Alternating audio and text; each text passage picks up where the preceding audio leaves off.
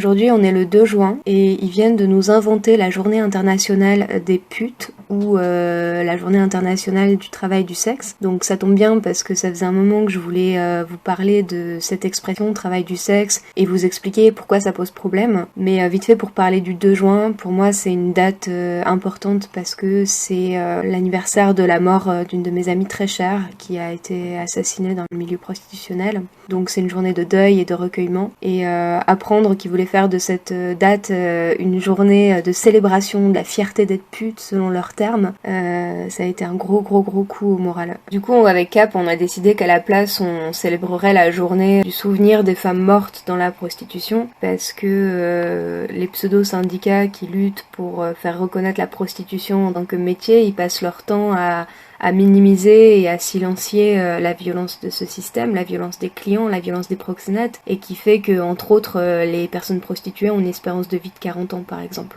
Donc j'en reviens à l'expression travail du sexe, qui maintenant est utilisée systématiquement dès qu'il est question de prostitution, et même quand il est très clairement question de traite ou de prostitution de mineurs, donc de pédocriminalité.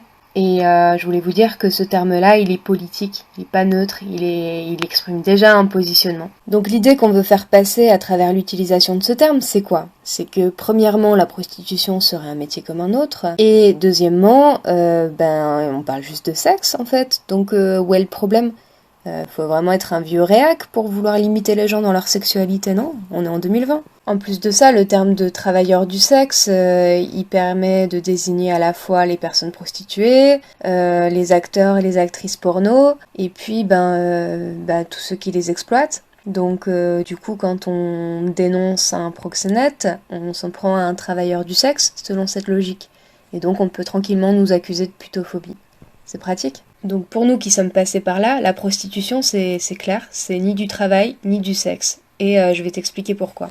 Je pourrais passer des heures à t'expliquer pourquoi la prostitution ne pourra jamais être conforme au code du travail, ou je pourrais te parler longuement de toutes les violences extrêmes qui ont toujours eu lieu dans la prostitution et qu'on ne retrouve dans aucun secteur professionnel, mais il y en aurait toujours pour dire oui c'est un problème de conditions de travail, si elles exerçaient dans de meilleures conditions ça serait mieux pour elles, etc., etc. Donc je vais juste t'expliquer la base, c'est que des bonnes conditions pour se prostituer, ce n'est pas possible, ça n'existe pas. On va voir pourquoi. En fait, dans n'importe quel métier, y a un deal, toi tu dois faire certaines tâches et en échange de ça on te donne de l'argent, tu as ton salaire. Donc il y a des jours t'as pas du tout envie d'aller bosser, il y a des jours t'as pas envie de refaire encore la même chose que la veille toute la journée, il y a des jours où tu dois traiter avec des clients ou avec des gens qui sont insupportables, mais toi tu dois prendre sur toi, être sympa et poli en retour, et c'est chiant, mais tu vas le faire parce que t'as besoin de remplir ton frigo, t'as besoin de payer ton loyer, donc il y aura une forme de contrainte. Maintenant imagine que ton métier ça soit prostituée, travailleuse du sexe. Donc là, les tâches que tu vas devoir effectuer en échange de ton salaire, qui te permettra de payer ton loyer, ça sera de fournir des prestations sexuelles aux clients, pour reprendre leur jargon. C'est-à-dire faire des fellations, te laisser pénétrer vaginalement et analement, et par des clients qui vont te mépriser, et ça encore, et encore, et encore, et encore. Et évidemment, en gardant le sourire et en faisant semblant d'aimer ça. Hein. Bah là, c'est pareil, les jours où t'auras pas envie d'aller bosser, tu vas y aller quand même. Les trucs que t'auras pas envie de faire, tu vas prendre sur toi, tu vas les faire quand même. Pourquoi ? Parce que t'auras besoin de cet argent, payer ton loyer, pour remplir ton frigo, et ça va constituer une contrainte. Et donc à ce moment-là, on parle de rapport sexuel imposé par l'argent, par la contrainte économique. Et donc à ce moment-là, on parle de viol, on est d'accord. Bon, maintenant si ton métier c'est de faire la même chose mais devant une caméra, et tu vas signer un contrat qui dira que le tournage aura lieu tel jour de telle heure à telle heure, et que tu devras effectuer telle pratique sexuelle avec telle personne en échange d'une certaine somme d'argent. Peut-être que l'idée elle va te plaire sur le moment, c'est possible, mais le jour J, si t'arrives sur le tournage et puis que t'as plus envie, là il sera plus question de changer d'avis, parce que tout sera en place, que le temps c'est de l'argent, donc toute l'équipe va te mettre la pression pour que tu fasses ce à quoi tu t'es engagé, ce pourquoi t'es payé, et donc tu vas serrer les dents et tu vas le faire. Et là c'est pareil, ça sera du viol, et la vidéo de ton viol elle va rester en ligne pendant des années, si ce n'est le restant de tes jours, et il y a des milliers et des milliers d'hommes qui vont se branler dessus. Et si jamais t'as signé pour du porno féministe, ça sera exactement la même chose en fait. Donc non, le viol ne sera jamais un travail. C'est pas possible. Ce qui m'inquiète, c'est je comprends pas ce que les soi-disant féministes qui soutiennent la prostitution et la pornographie ne comprennent pas dans la définition du viol. La notion de contrainte, elle est quand même claire. Si je te lis la définition du code pénal, un viol, c'est tout acte de pénétration sexuelle, de quelque nature qu'il soit, commis sur la personne d'autrui ou sur la personne de l'auteur par violence, contrainte, menace ou surprise. Si tu comprends pas que l'argent constitue une contrainte, je sais pas dans quel monde tu vis en fait. Donc arrivé là, si t'as compris que la prostitution c'était du viol tarifé, tu comprends bien que le mot sexe dans travail du sexe, il pose problème lui aussi.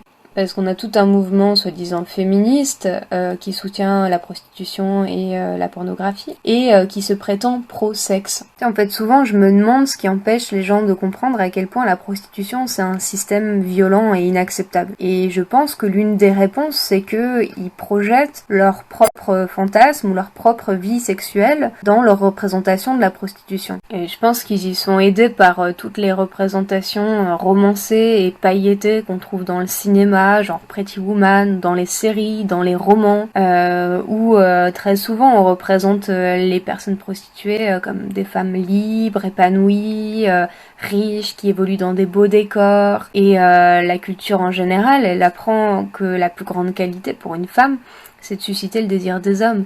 Et l'ultime représentation de la séduction, c'est la prostituée. Bon je suis désolée de casser l'ambiance, mais non, la prostitution, ça n'a rien à voir avec toutes ces représentations-là.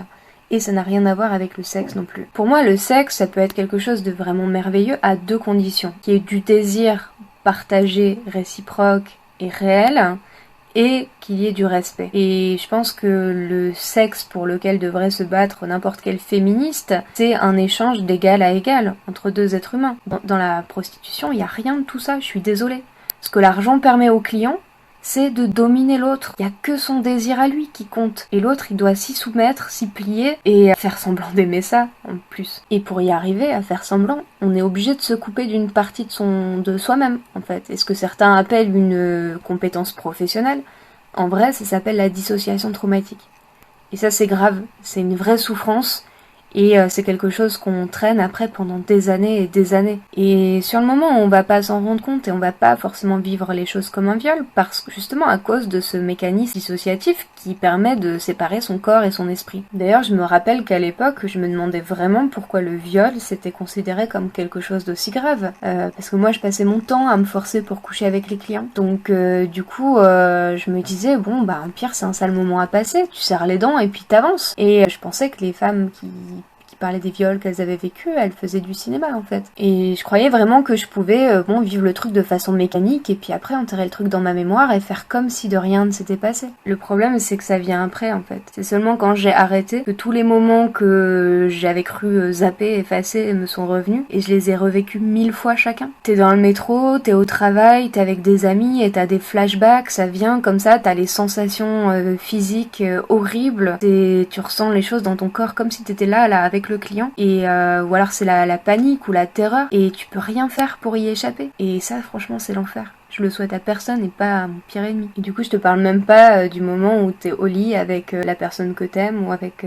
ton partenaire. Moi, j'ai mis des années avant de réussir à faire l'amour sans pleurer en plein milieu. Mon ex, il se réveillait la nuit, il était couvert de bleu parce que je le frappais pendant mon sommeil. J'étais en hypervigilance tout le temps.